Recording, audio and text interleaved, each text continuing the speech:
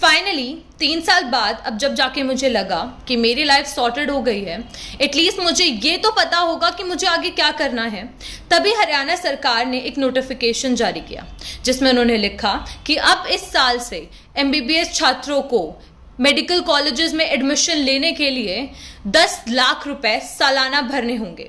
Yes, Khattar सरकार ने बच्चों को 2 रास्ते दिए कि या तो हम सरकार से लोन लेके वह पैसे भरें या फिर हम खुद वह पैसे उन्हें भर दें।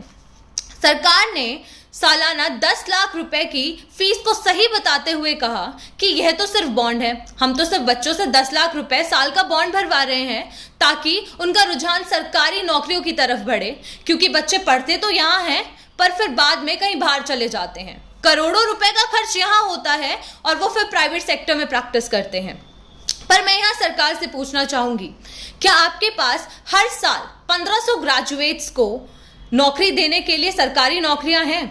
सरकार कह रही है कि बॉन्ड है, पर मैं पूछती हूँ खट्टर सरकार से कि यह कौन सा बॉन्ड है जिसमें हमें कोई रूल, कोई कंडीशन तोड़ने से पहले ही पैसे जमा करने पड़ रहे हैं।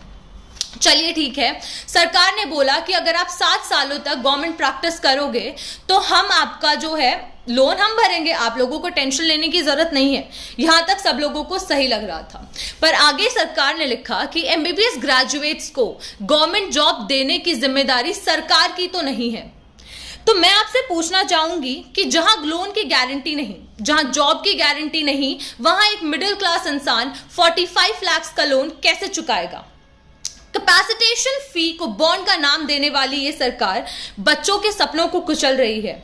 यह सिर्फ गरीब को और गरीब बनाना चाहती है, क्योंकि गरीब और गरीब के बच्चे इनके लिए सिर्फ एक वोट बैंक है। ये चाहती ही नहीं कि वे आगे बढ़े या शिक्षित हों। हद तो तब हो गई कि जब अब जो बच्चे एडमिशन लेने जा रहे हैं उनसे उनके प्रॉपर्टी के पेपर्स तक मांगे जा रहे हैं कि अगर आप हमें प्रॉपर्टी के पेपर्स देंगे तो आपका एडमिशन होगा, वरना नहीं होगा। मैं आपसे पूछना चाहती हूं कि यह हक उन्हें किसने दिया? यह हक तो हमारा भी नहीं है कि हम अपने माँ बाप की मेहनत से कमाई हुई प्रॉपर्टी या पैसे उन्हें ऐसे ही गिरवी रख दें।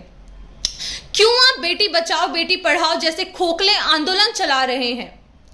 एक गरीब बाप जो अपनी बेटी को पढ़ाना चाहता है वह 40 लाख रुपए कैसे भरेगा? मैं पूछती हूं कि क्या इन्हीं अच्छे दिनों का वादा किया था आप लोगों ने हमसे?